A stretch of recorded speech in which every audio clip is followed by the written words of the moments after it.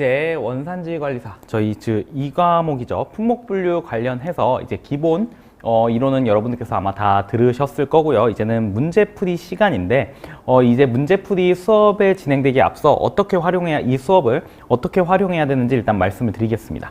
일단 참 좋은 건 이 시험을 주관하는 한국원산지정보원 이 기관에서 이 문제집도 기출문제집도 친절하게 이렇게 교재가 나와 있습니다. 그래서 이 교재를 사용할 건데 이 교재를 처음에 딱 첫 장을 넘겨주시면 일러두기 해서 이렇게 쭉 나와 있어요. 그래서 중간에 보시면 이 해설집은 27회부터 36회까지 출제된 총 250문제를 교재의 목차 순서로 재구성했다고 했어요. 자, 여기서 27회부터 36회까지라고 되어 있죠. 근데 저는 32회 기출문제부터 이제 32, 33, 34, 35, 36 이렇게 뭐예요? 5회차에 걸쳐서 이제 수업을 진도를 나갈 건데 이게 무슨 의미냐면 그 목차를 보시면 부록하고 기출문제에서 32회부터 36회까지 쭉 나와 있습니다. 그러면 이거를 지금 기본 이론 다 들으시고 바로 들으시지 마세요. 이 수업을 만약에 기본 이론 듣고 지금 바로 들으시는 분이 있다면 일단 스킵하세요. 무슨 말씀이냐면 일단 기본 이론 최대한 복습하고 이 문제풀이 교재가 27회부터 36회까지 목차로 나눴다고 했잖아요. 근데 뒤에 기출문제는 문제만 딱 있어요. 해설 내용은 없고 진짜 실제 시험처럼 실제 시험 기출문제고 나머지 그 앞에 목차는 지금까지 27회부터 나왔던 그 문제들을 각 파트, 챕터별로 나눠 놓은 겁니다. 그래서 일단 제가 베스트라고 생각하는 공부 방법은 일단 기본 이론 들으셨으면 최대한 복습하세요. 그 다음에 이제 문제풀이로 이제 서서히 넘어가면 일단은 문제풀이 보시면 이 교재에서 1페이지 한번 보세요. 1페이지부터 이렇게 챕터별로 예를 들어서 챕터 1에 1번, 1페이지입니다. 1번 보시면 27회차 1번 문제였다는 거죠, 이게. 그래서 이렇게 문제랑 해설 내용이 쭉 담겨져 있어요. 그래서 이렇게 쭉 보다가 우리가 기출문제 몇 회부터 푼다고 했죠? 32회부터 푼다고 했죠? 그래서 보시면 쭉 문제 풀고 그럼 4페이지죠. 32회가 4페이지에 나왔습니다. 그러면 3페이지까지만 학습을 하세요. 일단은 3페이지까지만 학습을 해보는 겁니다. 3페이지까지만. 그 다음에 다음 챕터도 한번 보시면 예를 들어서 복습을 할 때 복습하고 이제 문제풀이를 혼자 공부할 때 여기도 파트 2도 마찬가지예요. 파트 2도 딱 30회까지 3번 문제까지만 보시면 되는 거고요. 파트 3도 예를 들면 32회가 전이 뭐예요?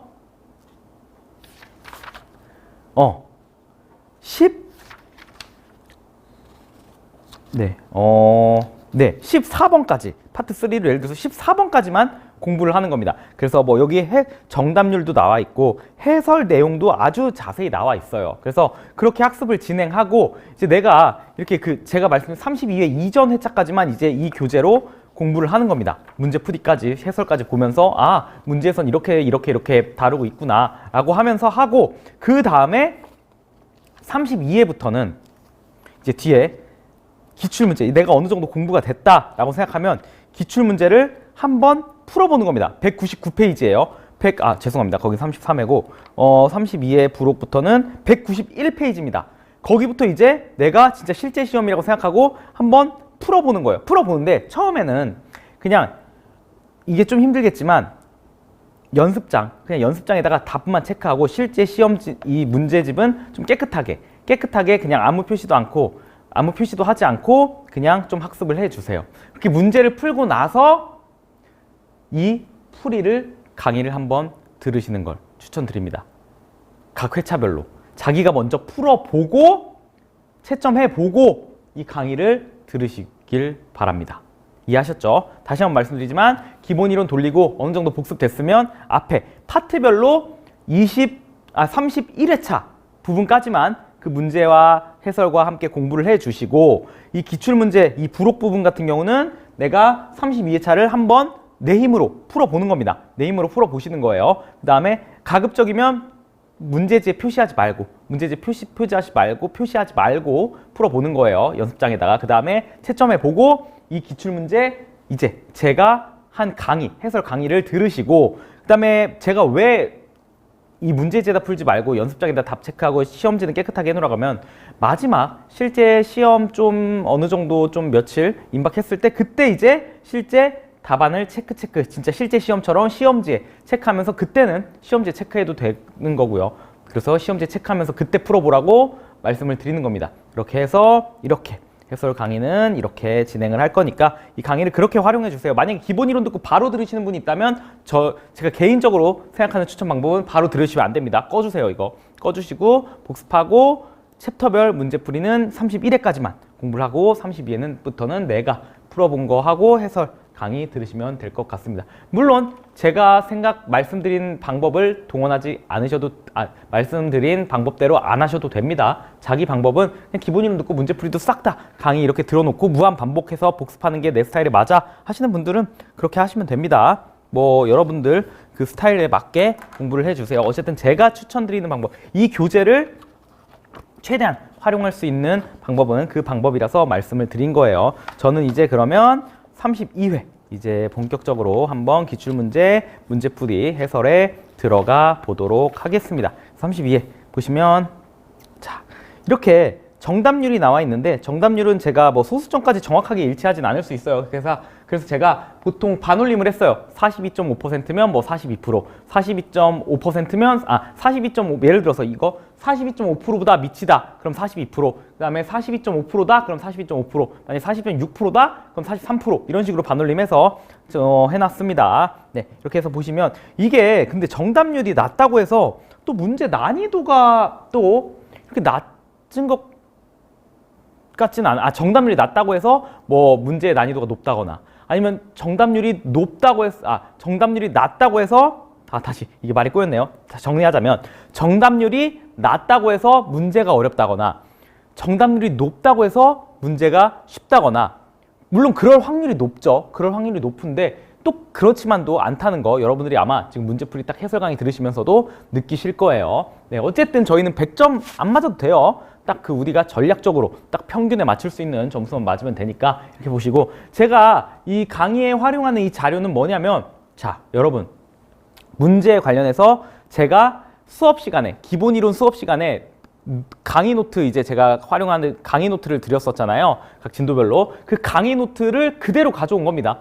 이 문제 이 강의 노트로만 공부해도 내가 실제 시험에서 합격권의 점수를 받을 수 있다는 거를 제가 증명해 드리기 위해서 제 강의 노트에 있던 자료 거의 그대로 가져온 거예요. 물론 강의 노트에서 다루지 않았던 부분도 시험에 나오는 부분이 있어요. 그런 부분은 제가 추가로 여기에 기재를 해서 드렸고 최대한 강의 노트에서 그대로 따온 부분들이 거의 대부분입니다. 물론 강의 노트에서 다시 한번 말씀드리지만 그 진도에서 빠졌던 스킵했던 부분들이 시험에 나온 적도 있어요. 그러한 부분들은 제가 여기에 추가로 이렇게 기재를 해서 여러분들께 설명을 한번 드려보도록 하겠습니다. 어쨌든 첫 번째 문제 한번 보시죠. 첫 번째 문제 191페이지입니다. 32회고요. 2023년에는 총 2번의 시험이 있었는데 그중 5월 13일 날 시행되었던 첫 번째 시험입니다. 그래서 보시면 자 정답률 40% 이하의 문제가 총 한 좀 5문제 정도 나왔고요. 네, 그래서 한번 보시면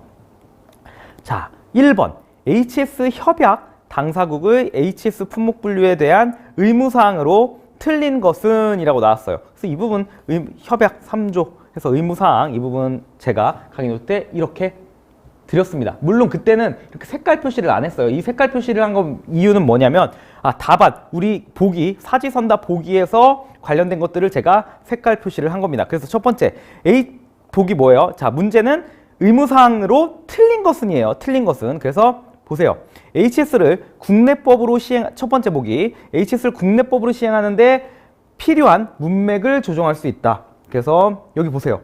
그쵸? HS를 국내법으로 시행하는데 필요한 문맥을 조정할 수 있다고 돼 있죠. 네, 이런 문구 있어요. 그 다음에 HS 품목 분류의 호와 소와 관련 번호를 추가 또는 수정 없이 사용해야 된다. 여기죠. 사용해야 된다. 그 다음에 뭐예요? 세 번째 보기. 답은 3번이에요. 왜 틀렸을까요? 3번은. 자, 보시면 HS 6단위 수준을 초과해서 추가로 품목 분류를 설정하는 것은 뭐예요? 가능하다. 가능하다예요. 근데 여기 보기에서 뭐라고 했어요? HS 6단위 수준을 초과해서 추가로 품목 분류를 설정하는 것을 금지하지 않는다가 맞는 문구죠. 근데 여기 문구에선 금지한다고 했으니 이게 틀린 문장이죠. 당장 우리나라도 HSK 10단위 운영한다고 했잖아요. 이거 좀 쉬운 문제였던 것 같은데 42%였습니다. 정답률은. 그리고 마지막 네 번째 보기 보면 HS 품목분류표의 부유 및 소호의 범위를 수정하여서는 안 된다. 이 문구. 그래서 이거 다 강의 노트에서 말씀드렸던 부분입니다. 그래서 1번 문제는 결국 답은 3번이고요. 그 다음에